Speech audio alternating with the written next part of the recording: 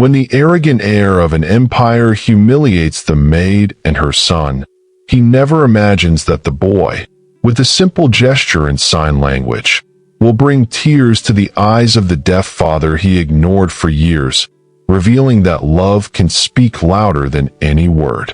Before we continue, subscribe now to the channel to receive powerful, heart-touching stories every day.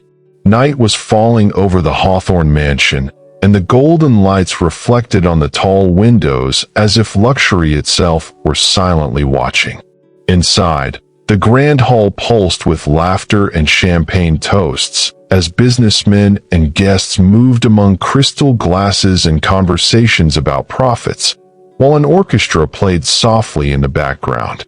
But in the farthest corner, seated in a blue velvet armchair, a man watched without saying a single word.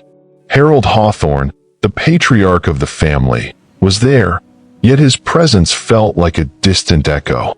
Deaf since his youth, his eyes carried the loneliness of someone surrounded by voices he could never hear. Among the waiters and staff, Clara Bennett, a new maid, moved carefully and discreetly. Working in that house was more than just a job. It was a chance to give her son a decent life. Noah, a 13-year-old boy, curious and observant, often waited for her in the garden until her shift ended. That night, while Clara cleared glasses from the tables, Noah gazed through the window as if peering into another world. Men in suits, women in glittering gowns, and in the center of it all, that old man with a sorrowful expression detached from the noise that surrounded him. Something in him stirred the boy's compassion, as if he could see a secret no one else could. Then, at the very moment the applause erupted after a speech by Ethan Hawthorne, Harold's son and the current head of the family empire, the boy made a timid gesture from outside. A simple movement of his hands, small, yet filled with meaning. The old patriarch, who rarely reacted to anything, lifted his eyes. His lips trembled, his brows rose, and for the first time in a long while, a tear slipped down his face. The hall continued to buzz with celebration, but the real event of that night went unnoticed by the crowd. Only the boy knew what he had done, and no one imagined that this small gesture would mark the beginning of a transformation that would change the entire Hawthorne family forever. By day, the Hawthorne mansion looked like a living museum. The sound of fountains blended with the rustle of curtains, but the atmosphere carried a different kind of silence, the one born from pride.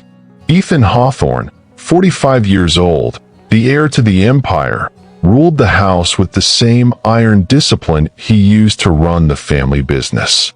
Elegant, flawless, with a cold stare and a calculated tone, he believed that control was power. To him, anything outside his order was weakness, and, unfortunately, his own father was the living reminder of that weakness. Since Harold had lost his hearing, Ethan had gradually kept him away from company affairs, and later, from the family itself. He wouldn't understand, he always said, never realizing it was he who refused to understand. The bond between father and son was a broken bridge. Even without hearing, Harold sensed every distant glance, every unspoken word, every attempt to erase him. He spent his days sitting on the veranda with a book open in his hands and his heart tightly closed. He had stopped trying to communicate. The world, it seemed, had given up on him first. And so, the mansion that should have been a home had turned into a golden prison. Even the oldest servants avoided the patriarch, not out of cruelty, but out of discomfort. It was simply easier to pretend he wasn't there. But that afternoon, something different filled the air. Clara, the new maid, walked down the corridor carrying clean linens and caught the old man's gaze. It wasn't the look of pride. It was the silent plea of someone begging to be seen. Moments later, Ethan passed by, greeting an investor over the phone without glancing at his father. And in that quiet contrast, Between neglect and longing, fate began to move. A breeze slipped through the open window, turning a page of Harold's book on its own. The old man smiled for the first time in weeks. He didn't know it yet, but he was about to meet the one who would bring back the sound of life. Clara Bennett, 38, arrived at the Hawthorne mansion on a cold Monday morning, holding a simple resume in her hands and hope carefully folded in her pocket. She had the calm gaze of someone who had already weathered many storms and a discreet smile that hid the fear of starting over. Since her husband's death, she had done everything she could to support her son, Noah, a 13-year-old boy, bright and sensitive, whose curiosity seemed larger than the world itself. The agency that hired her had warned, "The Hawthorne family is demanding, Mrs. Bennett. No mistakes, no distractions." Clara simply nodded. She wasn't there to dream, she was there to survive. Noah, however, saw the place differently. Every corner of the mansion fascinated him. The long corridors, the old portraits, the scent of polished wood, even the silent gleam of the grand piano in the main hall. He went with his mother whenever he could, doing his homework in the gardens while she worked. There was a rare kind of sensitivity in him, a curiosity that wasn't invasive but compassionate. One afternoon, while waiting near the greenhouse, he noticed a man sitting alone, staring at the flowers without expression. It was Harold. The old man seemed detached from the world, as if waiting for something that never came. Noah couldn't explain why, but he felt the sudden urge to go closer. Over the next few days, the boy began to notice the white-haired gentleman who read books without sound and moved his lips without a voice. He greeted him from afar, but Harold only lifted his eyes, surprised. Until one quiet afternoon, Noah saw him drop a piece of paper and ran to hand it back. When he did, the old man thanked him with a gesture, something the boy immediately recognized. It was sign language. Noah's heart raced. He had learned signs at school to communicate with a deaf classmate, and now, shyly, he replied. In that moment, without a single spoken word, something powerful began between them, a dialogue the world had long forgotten how to hear. The sun was setting behind the hills when Noah, curious, walked once again toward the side garden, the only place where silence seemed to have a voice. There sat Harold Hawthorne, beneath an old tree, his hands resting on a dark wooden cane, his eyes lost on the horizon. The boy hesitated for a moment. After all, that man was the father of his mother's employer, someone everyone said was unapproachable. Yet something inside him pushed him to take another step. He approached quietly, and when Harold noticed him, his brow furrowed, confused but not unkind. Then, with gentle hands, Noah began to sign. "May I stay here with you?" The old man studied him in silence. For a moment, nothing happened, but soon Harold's expression softened. His once empty eyes regained a spark of life, and a faint tremor ran through his fingers. He answered with the same signs, shaky but filled with emotion. "You understand my language?" Noah smiled and nodded. That simple instant sounded to Harold like a symphony he hadn't heard in decades. The boy sat on the grass beside him, and the two began to talk with their hands, about flowers, about books, about the color of the changing sky. Not a single word was spoken, yet everything was understood. That afternoon became the first bridge between two worlds that should never have crossed: humility and heritage, listening and silence. While Noah laughed softly, Harold felt something bloom inside him, something he thought had long died, the joy of being heard. From a window nearby, a figure watched quietly. Clara, surprised to see her son interacting with the patriarch. Pride warmed her chest, but fear followed close behind. She knew that if Ethan found out, he wouldn't understand. Still, she didn't have the heart to stop them. It felt as if that moment belonged only to them. And perhaps, without realizing it, she was witnessing the beginning of a change that would reach the entire Hawthorne family. In the days that followed, the mansion's garden became a secret refuge for two unlikely friends. Harold and Noah met almost every afternoon at the same hour, always on the same wooden bench by the artificial lake.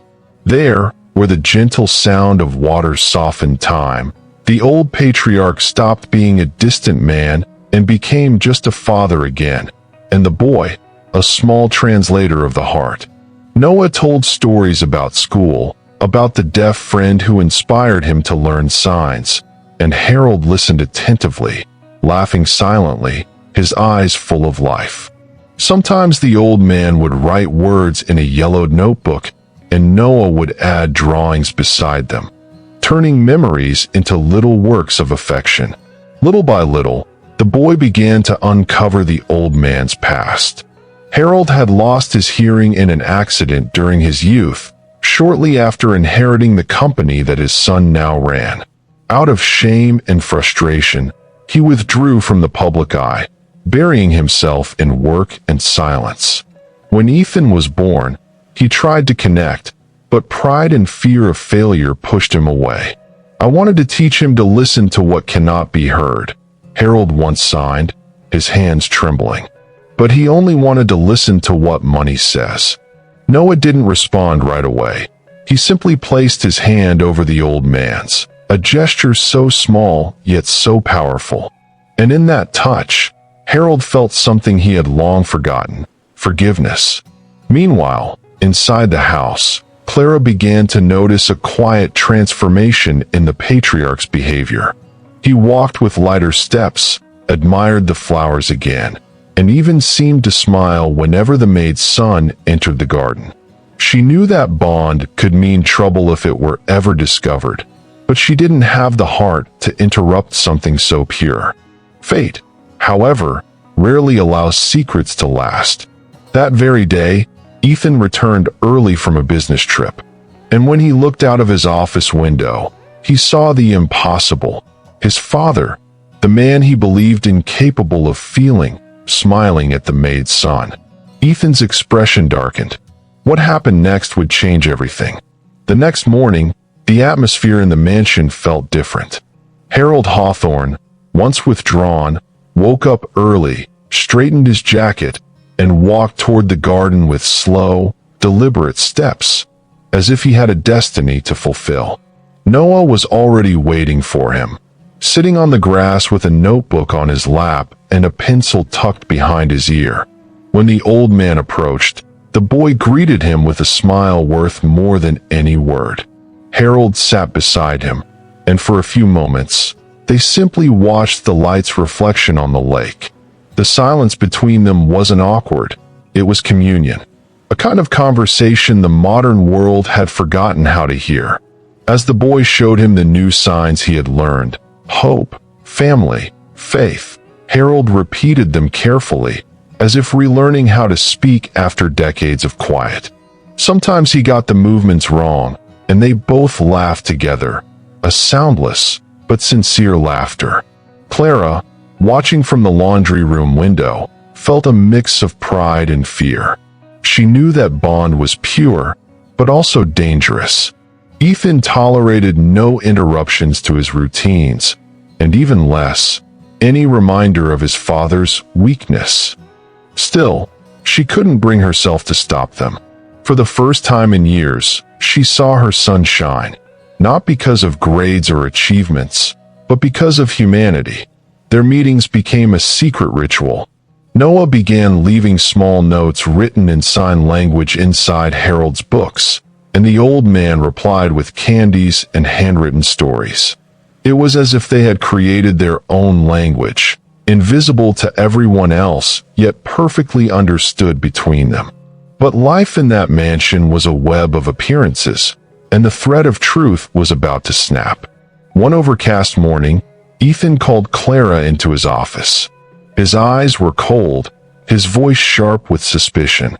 "I want to know," he said, "why my father has been smiling so much lately."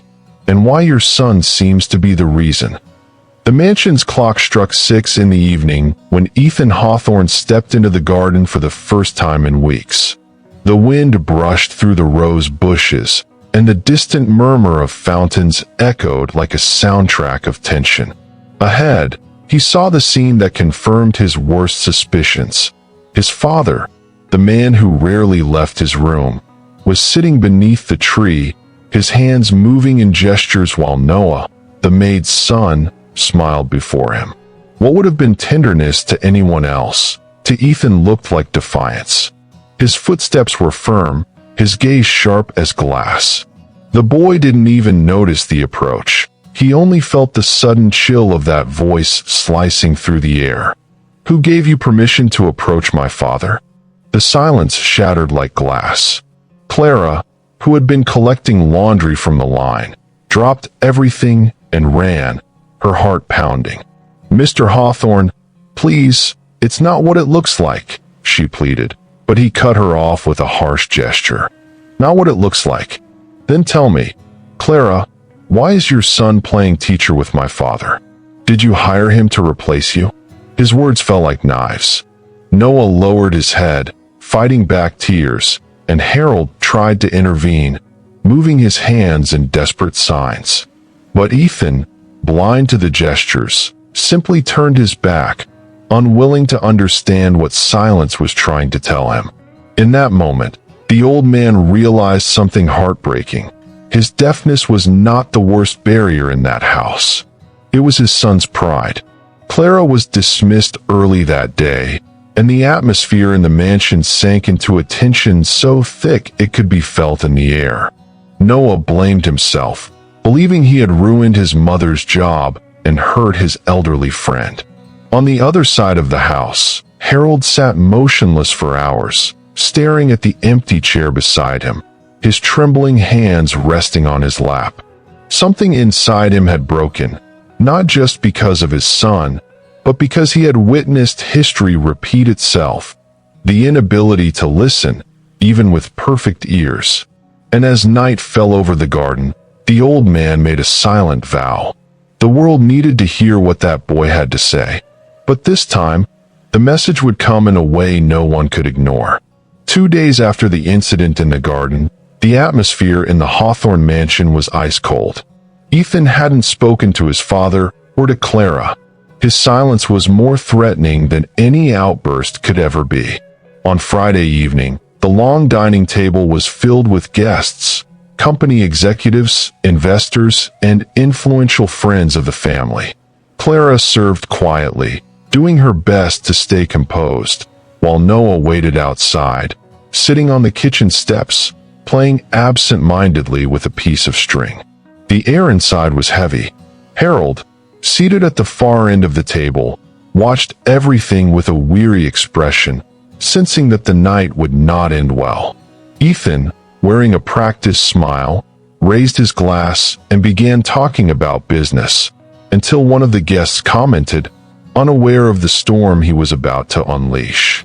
"I heard your father's been spending time with the maid's son. What a beautiful gesture of humanity, Ethan." The millionaire's smile froze. The room fell silent. Clara felt the ground disappear beneath her feet. Ethan placed his glass down hard on the table and stood, his tone low but cutting. "Humanity? Is that what we call lack of boundaries now? Employees playing friendship with my family?" Eyes met across the table as the tension spread like poison. Clara tried to speak, her hands trembling as she held a napkin. "Please, sir, my son only wanted to help." But he cut her off, glaring at her in front of everyone. "Help? Help with what? To expose me? To make my father look like a pitiful old man before society?" Clara's face turned pale. Harold, desperate, moved his hands in frantic signs, trying to intervene, but no one understood him. The scene became a silent massacre. Ethan's pride had taken full control, and every word he spoke stripped another piece of dignity from that woman. "Starting tomorrow, you and your son are no longer employed here. Hawthorne is not a place for pity." Clara lowered her head, fighting back tears, and left the hall in silence. Outside, Noah was waiting, unaware that their fate had just been sealed. When she embraced him, he felt her body trembling. "What happened?" he asked. She only whispered, "Some people can't understand what they refuse to hear, my son." Inside the mansion, Harold closed his eyes. For the first time in many years, he wished he wasn't deaf, only so he could scream. That night, the small room in the boarding house where Clara and Noah stayed felt smaller than ever. The woman, exhausted, tried to hide her tears as she folded clothes into an old suitcase. Noah watched in silence, his heart aching. "Mom, it wasn't your fault," he said in a trembling voice, but she only smiled with tearful eyes. "Sometimes, my son, the truth doesn't need to be spoken to hurt. It only needs to be felt." As she turned off the light, the boy lay awake for hours, staring at the ceiling. The injustice burned inside him like a fire impossible to contain. And there, in the darkness, an idea began to take shape, risky but necessary. The next morning, while Clara left in search of another job, Noah secretly returned to the mansion. The main gate was locked, but he knew the path through the back, the same one that led to the garden where he used to talk with Harold. Every step was a battle between fear and courage. The cold morning wind rustled the leaves as the boy clutched a small notebook filled with notes in sign language. When he reached the lake, the bench was empty.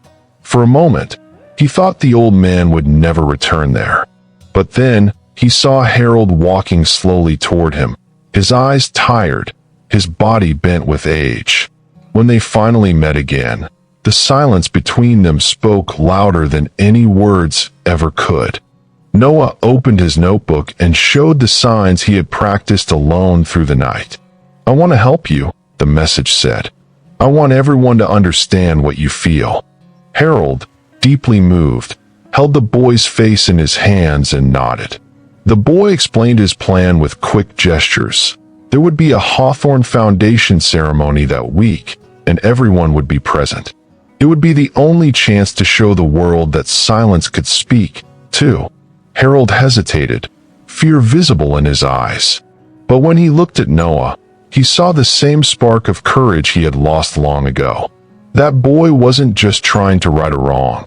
He was trying to give a voice back to a heart the world had chosen to silence. The mansion's grand hall had never looked more magnificent. Crystal chandeliers hung from the ceiling like stars trapped in gold, and the sound of violins echoed among guests dressed in elegance and pride. It was the night of the Hawthorne Foundation Gala, held in honor of decades of business triumphs. Ethan, flawless in his dark suit, moved through the crowd of executives and investors, smiling for the cameras, desperate to erase any shadow of recent scandal. Yet beneath the polished facade, something unsettled him. His father's distant gaze, fixed from a lonely corner of the room. Harold was there in body, but absent in spirit, as though even his own name engraved on the banners no longer belonged to him. No one imagined that this would be the last night they'd ever see silence the same way again. Behind the stage, hidden between the curtains, Noah watched the crowd with his heart racing. The borrowed jacket he wore was far too big, and his small hands trembled as they gripped the notebook containing the words he would soon turn into gestures. He knew the risk. If he were caught, he'd be thrown out again, maybe humiliated. But something inside him burned stronger than fear, the desire to bring justice, to heal what money could never mend. "You can do this, Noah," he whispered to himself before stepping forward. Across the hall, Clara spotted him and froze. Panic spread across her face, mingled with pride. She recognized that look of determination. It was the same one her late husband had worn the day he died, trying to do what was right. When Ethan took the stage to deliver his speech, the hall filled with applause. He spoke about achievements, numbers, and legacy, while his father watched in silence, his expression unchanged. But then, a movement at the back of the room drew everyone's attention. A young boy had quietly climbed onto the stage beside him, standing before the audience. Security hesitated. After all, he was just a child. The violins fell silent, and a wave of murmurs rippled through the crowd. Harold lifted his eyes, immediately recognizing the familiar face. The old man didn't know how, but his heart began to beat faster. Noah took a deep breath and began to move his hands. Each gesture was precise, graceful, and filled with soul. And there, before hundreds of people, silence began to speak. The entire hall seemed frozen in time. No sound, no movement. Only a 13-year-old boy standing in the spotlight, his hands painting emotion in the air with almost divine gentleness. Noah didn't utter a single word, yet each gesture carried more feeling than any speech could. The guests exchanged confused glances, unsure of what they were witnessing.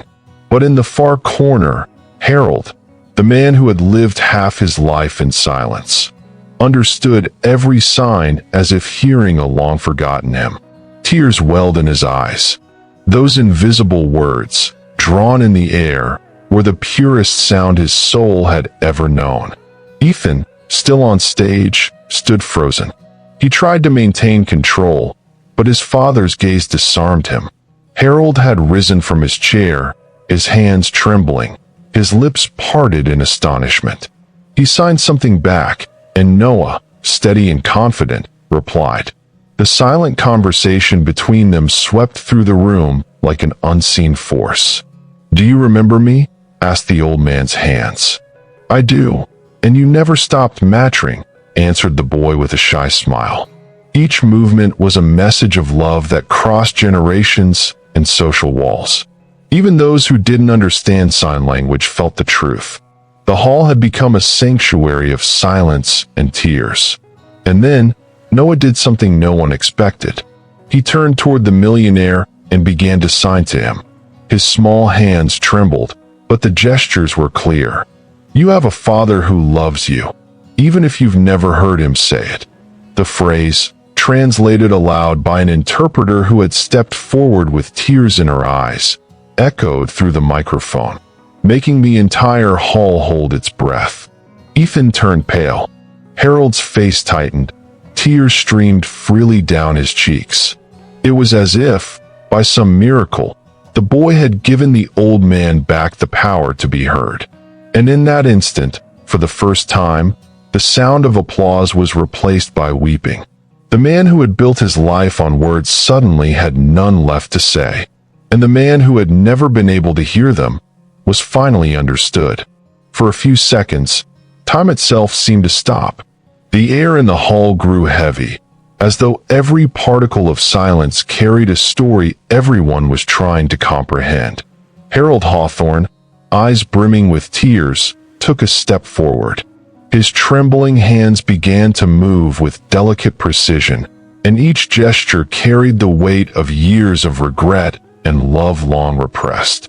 "My son," he signed, his emotion visible to all. "I've spent half my life trying to teach you to listen to what the world doesn't say."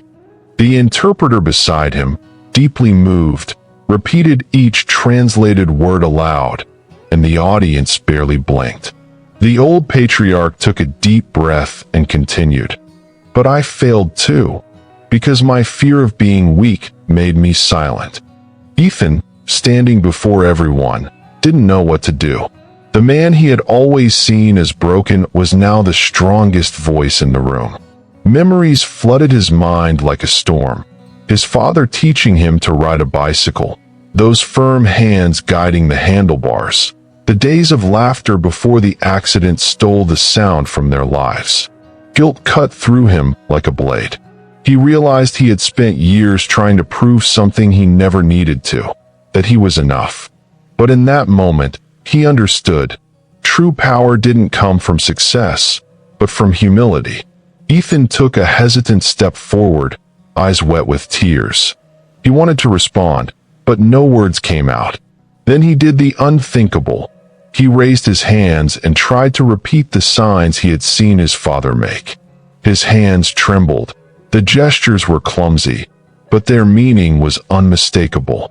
"Forgive me." The audience gasped softly. Harold covered his face, unable to hold back his sobs. And before the interpreter could speak, the old man replied with a gesture that everyone understood, even those who didn't know sign language. "I forgave you a long time ago." Emotion filled the hall. People rose from their seats, some crying openly, others standing in awed silence. Noah, standing at the side of the stage, felt his heart race. What had begun as a child's act of courage had become something far greater, a reunion of souls that sound itself could never have achieved. Yet the night still held something no one expected. The translated words echoed through the hall as if time itself were repeating them. Ethan Hawthorne, the man used to commanding rooms with his voice, now could barely lift his eyes.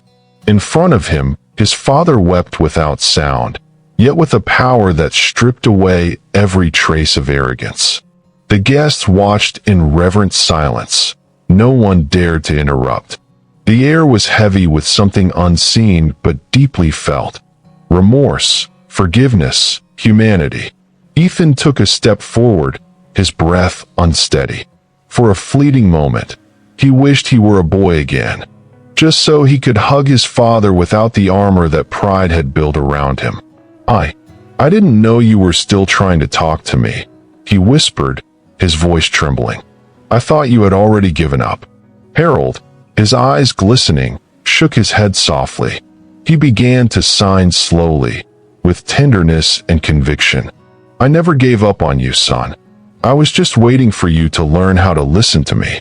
The interpreter could barely hold back tears as she repeated the words aloud. Ethan broke down in silence.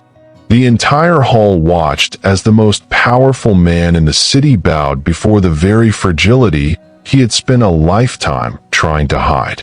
The image was brutally beautiful, the empire of pride being torn down by a single act of love. Clara, standing in the back, held Noah's hand, the boy who had unknowingly lit the spark of redemption in an entire family. Then, in an act no one expected, Harold opened his arms to his son. Ethan hesitated for a second, just long enough for the old man to step forward and embrace him. It was an awkward, trembling hug, full of tears and regrets, but it was real. The entire hall erupted in applause, not out of courtesy, but emotion. The social masks fell away, and even the coldest men wiped their eyes. Ethan looked toward Noah, the small messenger of the miracle, and nodded in silent reverence.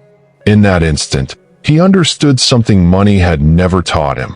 True power lies in the ability to ask for forgiveness. And what he chose to do next would change the lives of everyone present that night. The hall was still echoing with applause when Ethan finally found the courage to speak. His voice, which had so often commanded others, now came out soft, human, real.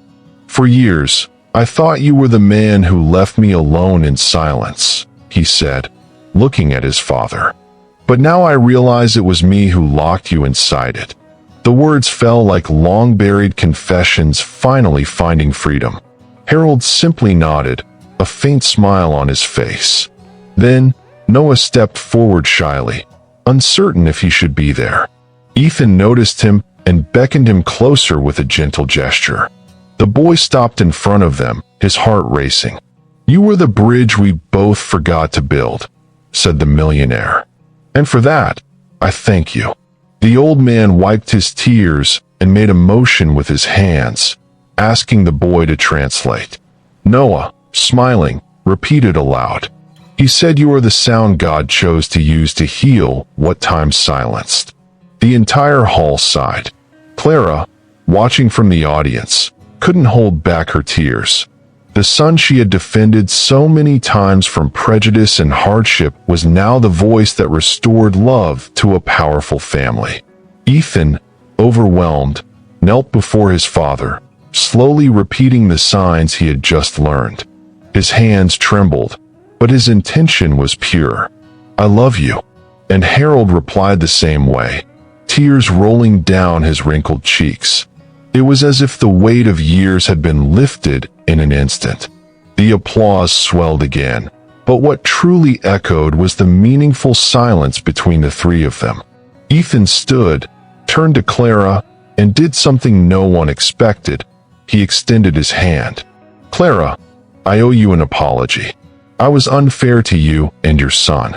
If you wish, your jobs are secure, but if you'd rather not return, my home will always be open to you as a family." Clara tried to speak, but her voice failed her. She simply held her son's hand and nodded with gratitude. And as the audience rose to their feet, Harold looked at the boy as one looks at a miracle. For the first time in a very long while, the Hawthorne mansion was filled with a sound no ear could ever capture, the sound of reconciliation. A few weeks passed after the event that moved the entire city. Headlines spoke of the unexpected transformation of the Hawthorne empire, not in wealth, but in humanity. Ethan, once known for his coldness in business, was now seen as the man who had learned to listen. He founded the Voices of Silence Foundation, an organization dedicated to teaching sign language in public schools and supporting families with deaf members. At the opening ceremony, he refused to use a microphone.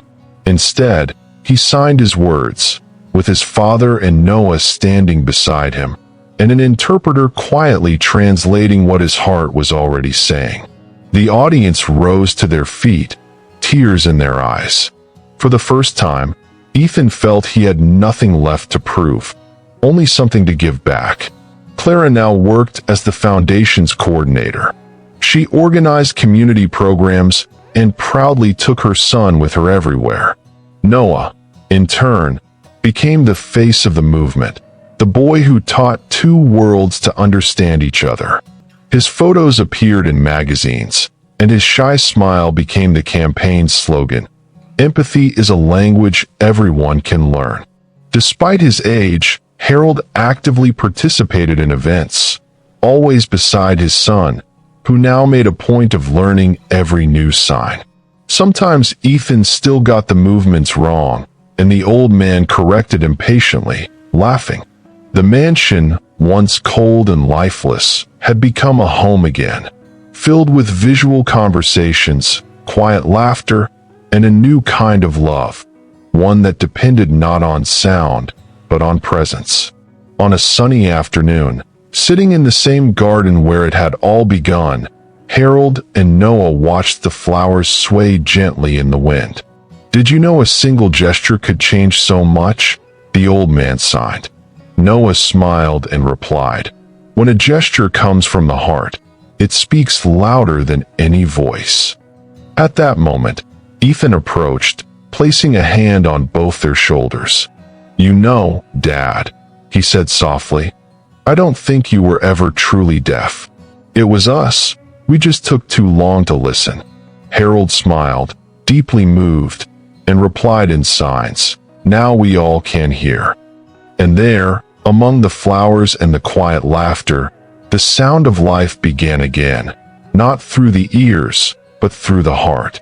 Sometimes, God chooses silence as his most powerful instrument to speak to humanity.